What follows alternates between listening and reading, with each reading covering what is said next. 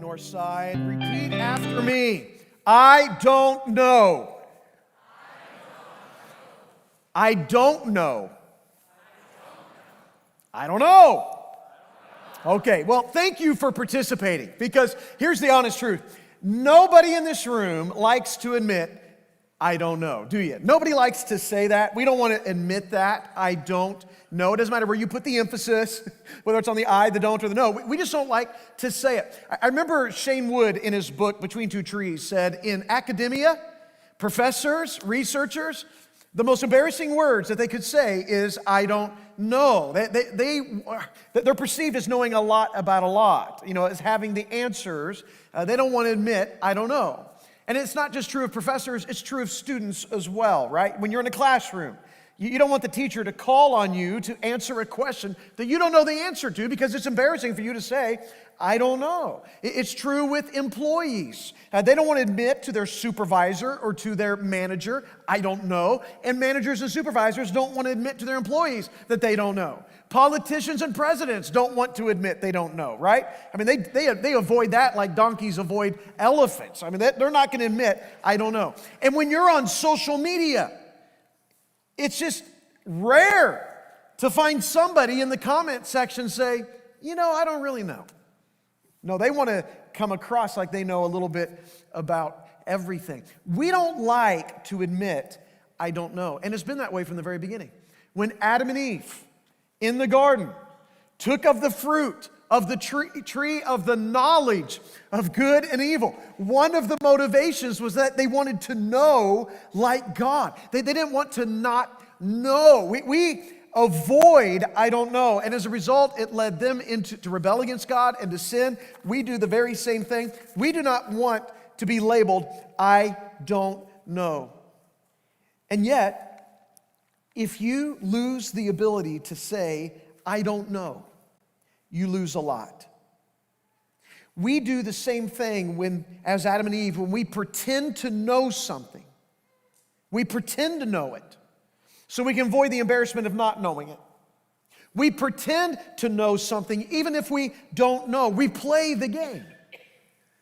And today, when we come to this text of Ecclesiastes chapter 11 that we're in today, one of the things we're going to observe in chapter 11 is that you would actually be wise to acknowledge that you don't know. Solomon would say it actually is wise of you, it's to your benefit to acknowledge those three words.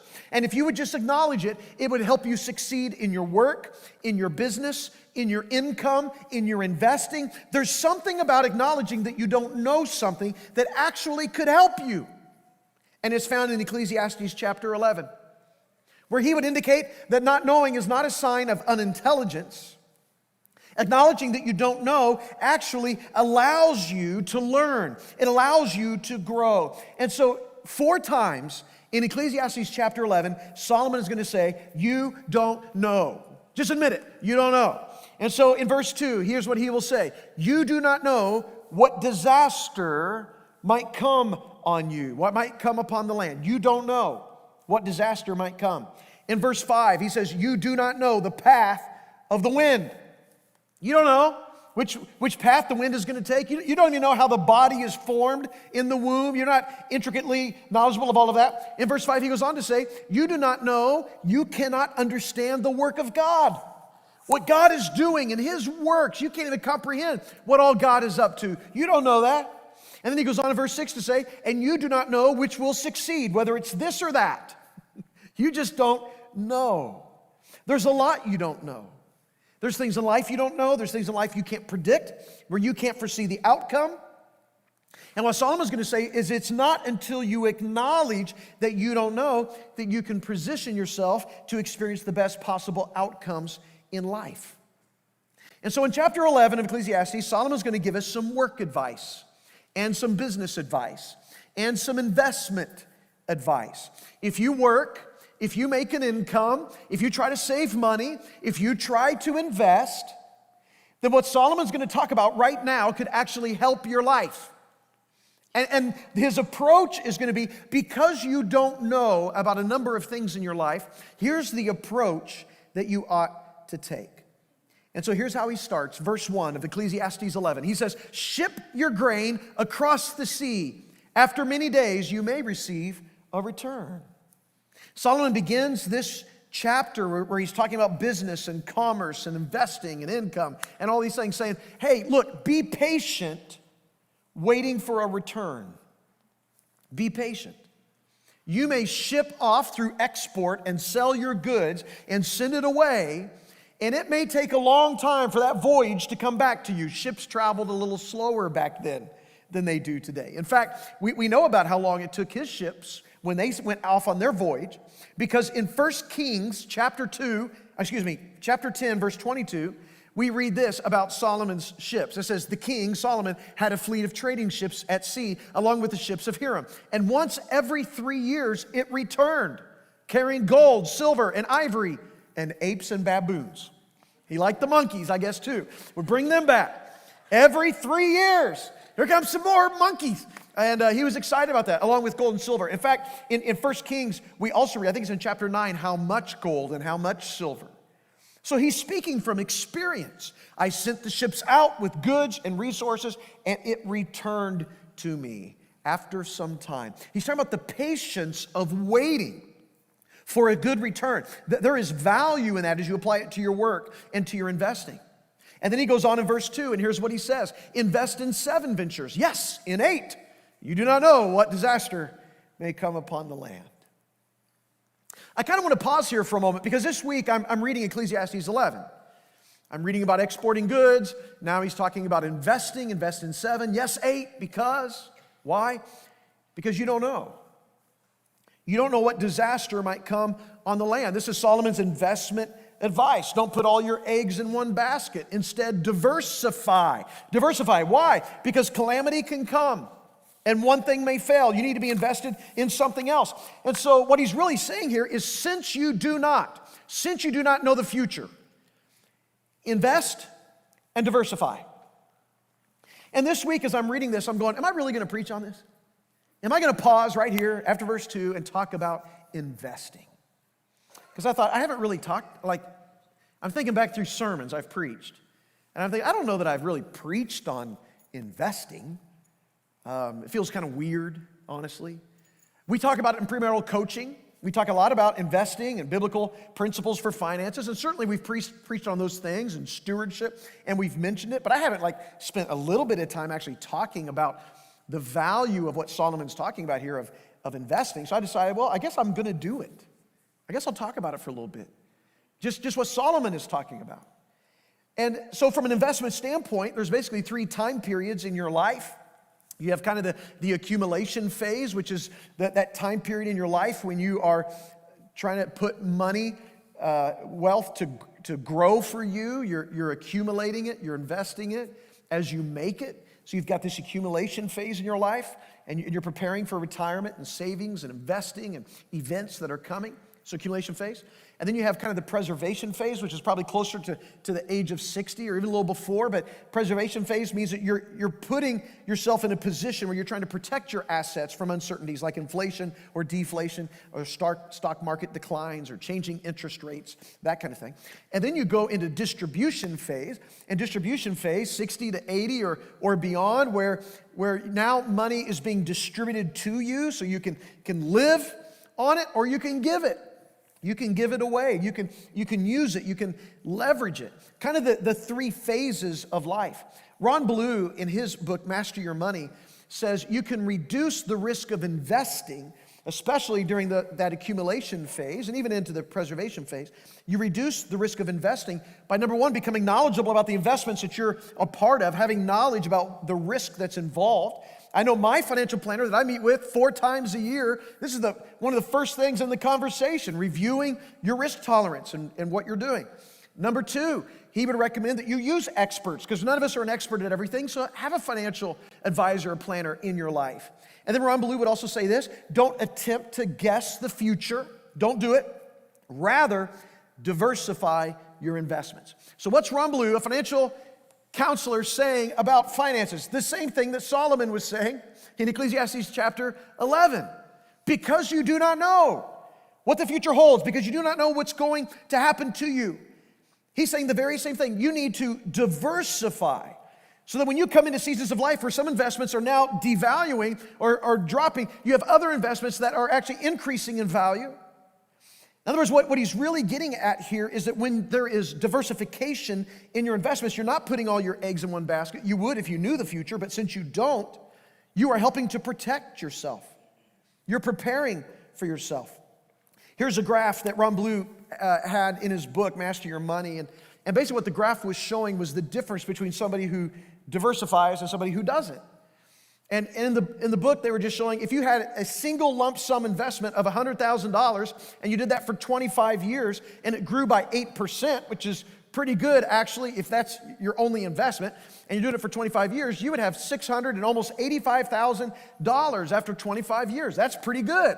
That's a worthy investment. You might be really happy with that. But he shows, but if you were diversified, and in increments of $20,000, maybe your first $20,000 lost a little bit, but your second $20,000, it gained 0% interest. But your other $20,000 grew by 5%, another $20,000 by 10%, another $20,000 by 15%, which I have seen this happen in our diversification of my assets as well. That's not my numbers, but I've seen that happen. With diversification, you can end up with almost $963,000 by diversifying, rather than just using a lump sum approach. This is what Solomon is talking about. It's what financial advisors talk about today. And what they're basically saying is this. They're saying that diversification works. Let's put this up on the screen. It works to reduce overall risk and increase overall return.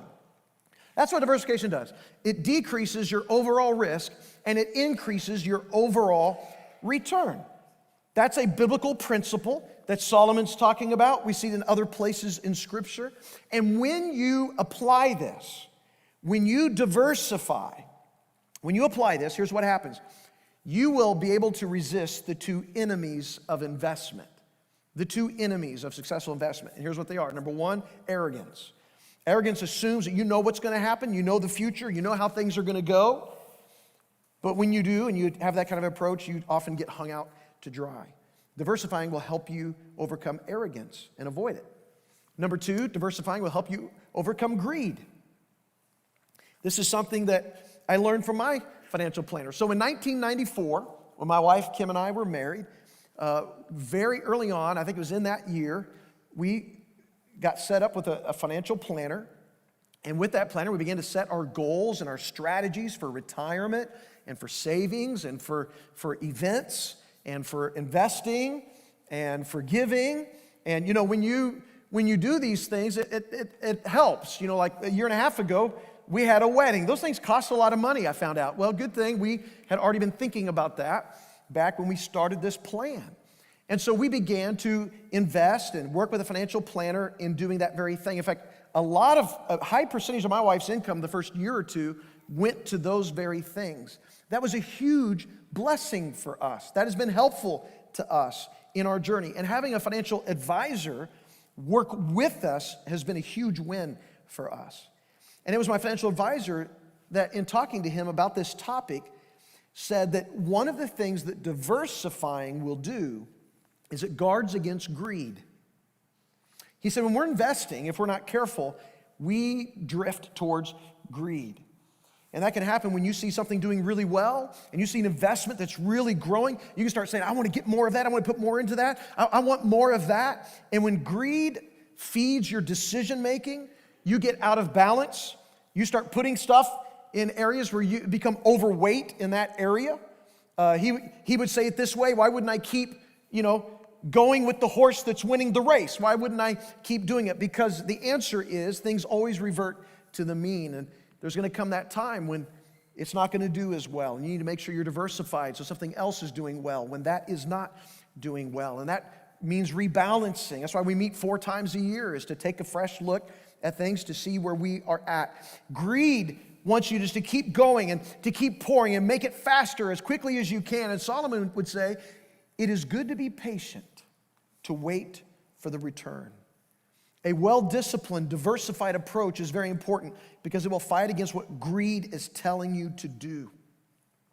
A diversified approach will take gains in areas when you have them at strategic times and say, we're going to leverage that and now diversify with that. Or we're going to use it, or we're going to give it. That's what diversifying will do. My advisor said that, he said, I want to make money for my clients, but on a daily basis, I have to prioritize in my own life and not let greed enter into the picture. He says it's very difficult because at the end of the day, I have to lay my head down on that pillow, talk to God, and ask Him, am I on the right track? Not just for myself, but for my clients. He said, my job is to help build wealth. It's to help things grow with what they've been entrusted with. He said, I have to guard against being consumed by it. He said, that's why it's important to meet with my clients on a quarterly basis and make those small moves so that it takes out the greed factor. One of the things that I have seen in my life is that what Solomon is talking about, these biblical principles, really do play out. When we are faithful consistently, it works. One of the ways that you can do that, diversifying through investments, like what Solomon is talking about here, is through your mutual funds, which is a pooled fund from many investors that is entrusted to a professional investment manager. And there's so many different kinds of mutual funds, about as many as there are investment objectives, but there are three main types. And a financial planner can help you with these things. The three main types are long-term growth funds that invest primarily in the stock market. That's one type of mutual fund. The second one is income funds that invest in bonds and other high-yielding investments. That's the second kind. A third kind is kind of a combination of income and growth funds that attempt to achieve both objectives. And the advantage of these mutual funds is it allows you to be diversified in your investments. It's also recommended that you have at least 5% of your investments in an alternative investment. So maybe that could be gold. That's a way to diversify. But another way is through real estate investments. And if you don't actually have personal property, you can still invest through real estate investment trusts. It's called REITs. And some of those can be tied up for years and be bad investments by and large, but you can invest in a fund that purchases shares of different REITs, and in doing this, you can enjoy a great amount of diversification, which is the whole point that Solomon's talking about in Ecclesiastes chapter 11. And when you add that to what they would call a portfolio, you become more diversified in your investing. So when you think of REITs, you can think of things like warehouses like Amazon or Walmart or Target that are growing as e-commerce grows. And those are ways in which you can invest. And then also, you can invest in just real estate property. I know some of you, probably in this room, have some rental properties that you've invested into that. And as you have rented out that property, the monthly payments that you're receiving have paid for that property, and you are using that as your investment. I've not done that. That's not been the route I've gone, but I've seen it work for a number of people. And I was talking to one recently who is doing this. It's their retirement. It's how they give generously to the church and other missions projects. It's the avenue by which they went. And he was telling me that their properties this year, of course, because of COVID and pandemic and escalating costs in building, as you all know, his property, they increased by about 25 to 30% in value on top of the monthly income that's coming in. And one example from one of those properties were bought years ago for $53,000. It has brought in over $100,000 in rent with minimal expenses for the property, continuing to bring monthly income. Someday could even be sold. You know, real estate can be a way to invest. That can be a good investment. And one of the other advantages of that is, you know, when you are investing through mutual funds or through stocks, there comes a time when you have to disperse or distribute a certain amount. But with real estate, you don't have to do that. There's no government regulations on that. So real estate could be another way to diversify. And so Solomon would say, invest in 7 ventures. Yes, 8. 8 ventures. Why? Because you do not know what disasters may come on the land. You don't know what the future holds. You don't know what's coming into your life. So he would recommend that we invest diversely.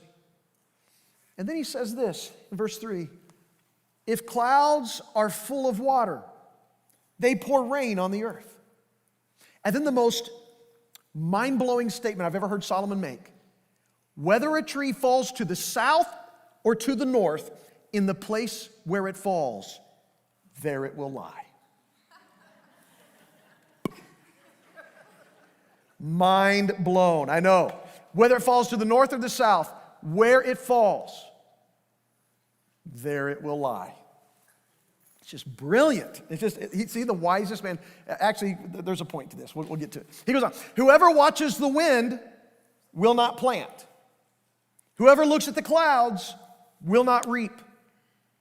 As you do not know the path of the wind or how the body is formed in a mother's womb, so you cannot understand the work of God, the maker of all things. Sow your seed in the morning, and at the evening let your hands not be idle, for you do not know which will succeed, whether this or that, or whether both will do equally well. Wind, trees, storms, rain. What is the point of this, Solomon? He's saying you cannot control what nature does. You cannot always predict an outcome or what's going to happen. When it rains or how much it rains, it's out of your control. When the wind uproots a tree and puts it to the ground, whether it's going to the north or the south, you can't control that. And wherever it falls, that's where it's going to lie. Whenever it is windy outside or the clouds are forming in the air, much of what's going to happen is outside of your control. Do not get lulled into inactivity because of your concerns about the possibilities of what could happen. That's what he's saying. Do not get lulled into inactivity. Don't be paralyzed by this feeling of, I don't know exactly what's going to happen or how it's going to play out. Keep you from doing what you ought to do today. Do not sit around waiting for the most opportune moment. You know, it's a little windy. We better do that tomorrow or the day after that. He goes, that day opportune may not be perfect, and something else may come. He's like, don't wait for like these perfect moments to do today what you ought to do today. When you acknowledge, you know what, I don't know. I don't know what the future holds. I don't know how this is going to play out. That shouldn't lead you to do nothing. It should lead you to work harder. It should lead you to work smarter. It should lead you to be diligent and deliberate in what you do. And he says, so sow your seed all day long, because you do not know which sowing, whether it's in the morning or the evening, which one's going to succeed and produce a greater harvest. So he says, you work at it. Here's how I'm going to summarize Ecclesiastes chapter 11, the opening verses. Here's my summary. Since you do not know the future, work deliberately, work diligently, with diversification, because you will reap what you sow. You will reap what you sow. If you just stand there watching the clouds and you're not sowing anything, then you're going to reap what that outcome is going to be. So you work deliberately and diligently with diversification, because you will reap what you sow. Daily consistency is what gets you there. That's what he's talking about. Every day, you work consistently to get you there. If you go to the gym and you work out, and you do that, you know, say this is your first week, you're going to do it, and you do it Monday, Tuesday, Wednesday, Thursday, and you go to the gym and you work out with everything you got. On Friday, when you look in the mirror, things may not look a whole lot different. And if that frustrates you and you say, look, it didn't work, and you throw up your hands in the air and give up, well, shame on you, because it's not going to be 4 days of it. It's the consistency. Day after day, say 20 to 30 minutes a day. And then down the road, all of a sudden you go, wow, whoa, look what happened. Then you notice one day in the mirror or on the scale or in some other way. You notice the change. It's the consistency that gets you there. In other words, it's not about intensity, it's about consistency.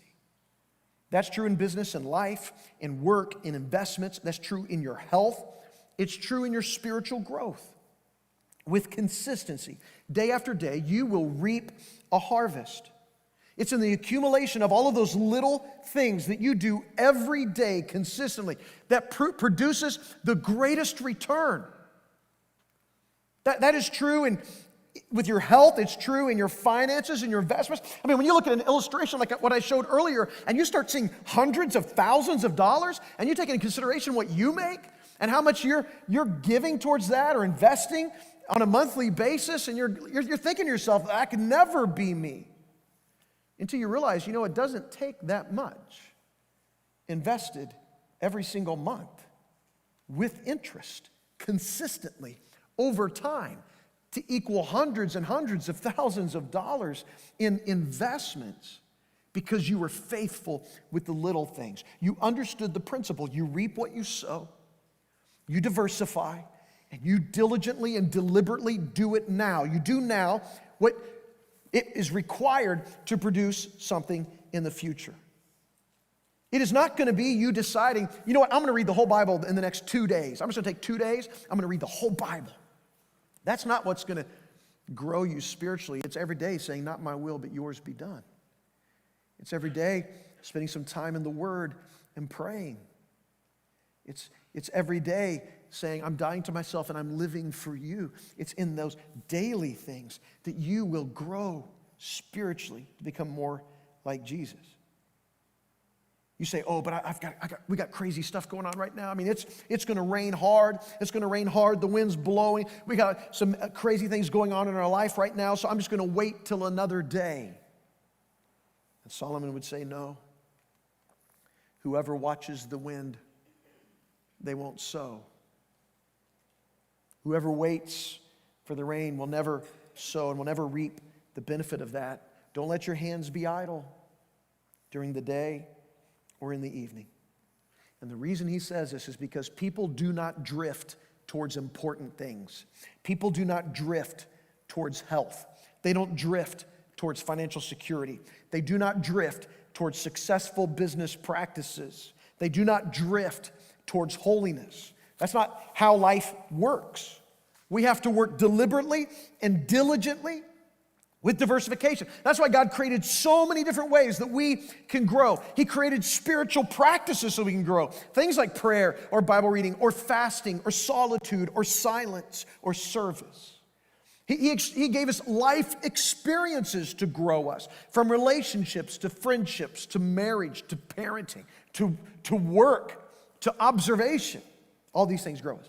God uses trials and tribulations to grow us. The testing of our faith produces perseverance. It's not just one trial, it's the many that we face.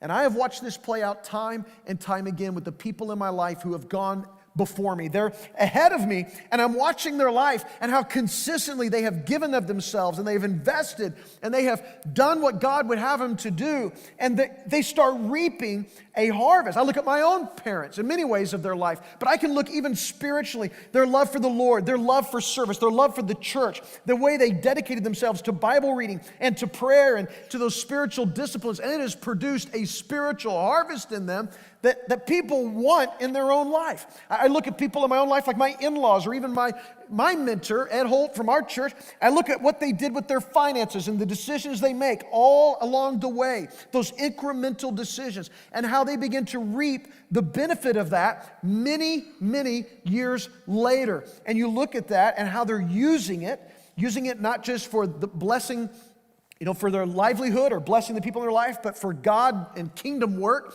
You look at that and you say, wow, here's what it looks like when you are faithful with what God has given you and you invest in the little things and you do it consistently, and over time you see what God can grow and what He can do with it.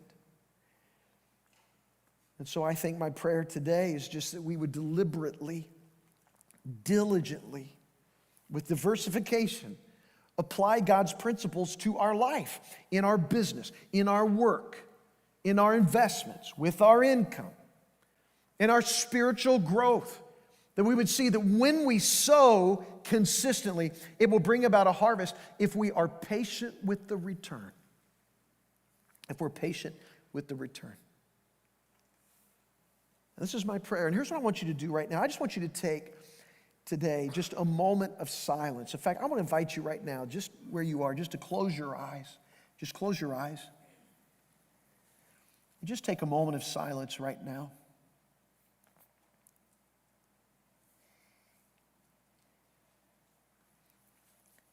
And my prayer is that we would just use this moment, especially in light of the fact that this week we celebrate Thanksgiving. Especially in light of the fact that we are to remember every good gift God has given us and to be in a spirit of gratitude, grateful for what He has blessed us with, what He's given us in our lives. I want you just to take a moment right now, just to start with, and just reflect on every gift, every blessing, every good thing that God has brought into your life. Just start naming those in your mind right now, just reflecting on all the gifts, the good gifts that God has brought into your life right now, that you have.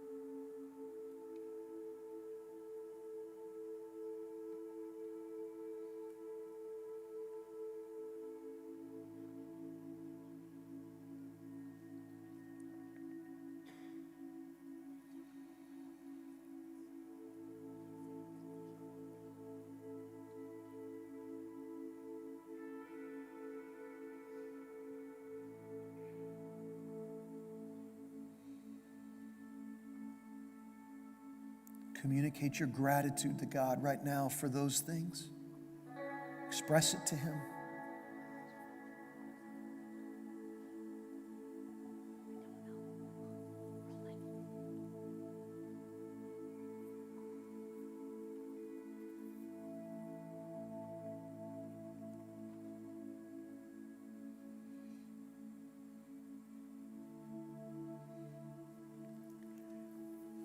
Pray right now that God would help you to be a faithful and responsible steward with every good gift He's given you. Ask Him to help you to work diligently, deliberately.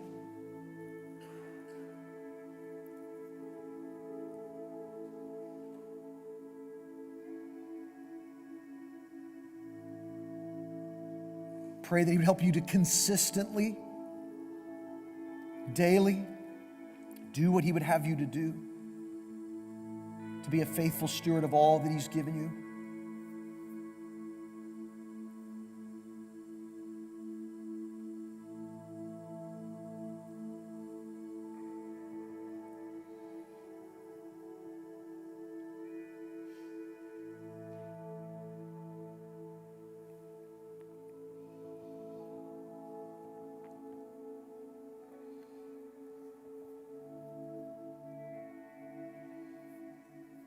Jesus, when we reflect on everything that we have received, we are filled with gratitude. Because you, Jesus, are the giver of life, and you're the giver of godliness. You're the giver of hope and salvation. In you alone can we be free of our guilt when we put our faith and our trust in you. We are your faithful stewards. You are the owner. And God, I want to pray that each and every one of us today would just realign our hearts to your will, that we be surrendered to your purposes, and that every single day in the little things that we would be faithful. And in those little things we would be faithful to your purposes and your plan and to your will. In so doing, it will produce a beautiful harvest. And here's what we know, Jesus. We know that your principle is we reap what we sow. But God, with you, when you enter the picture, when you come into our lives, we reap more than we sow. You do more than we could ever ask or imagine. God, this is you. And Lord, for us, there's some things that we need today. And I think the very first thing we need more than anything else is just to admit and confess to you that we don't know. And in so doing, I think when we admit that, we will simultaneously be confessing to you, we need you. Apart from you, we're nothing. We don't know the future. We don't know what it holds. And so we put our hope in you. We put our trust in you. We put our belief in you. And every day we just want to live faithfully for you each step of the way. And pray that you would take whatever we give and whatever we sow, and you would produce something beautiful out of it by your Spirit, by your power, by your grace. Jesus, we need you. And I pray as we leave today, we would humble ourselves. We would not leave with pride or arrogance in our heart, where we pretend to know things we don't know. And I pray we don't leave today tight-fisted, holding on to what we think is ours, but instead let us be open-handed. Help us to prepare, plan, diversify, and do these things that your word calls us to do. But Lord, may we do this in the Spirit of Christ, where we can live for kingdom purposes and make your name famous and honor you. And so we pray for your help today, and we pray that this week, every day, we would be reminded of why we have so much to be grateful for. And it's in Jesus' name that we pray. Amen. If you would stand to your feet today, and as we sing, I just want you to know that if you would like to make a decision today, you want to pray with someone. Maybe today you need to begin a relationship with Jesus. Maybe today you want to say, you know what, we want to be a part of this church family as members. We want to partner with what God's doing here. We want to give you a chance to respond. And if you're in the room right now, you can go over to Decision Point and meet me right out those double doors. I would love to meet and talk with you there. Or if you just want to start a conversation, take the card in front of you, that connection card, fill it out, put it in a box as you leave, and we'll follow up with you. If you're watching online right now, I want you to know you could go to northsidechristianchurch.net/decision. And that's a way that you can begin a conversation with us. But as we sing, let this be a moment where we surrender this moment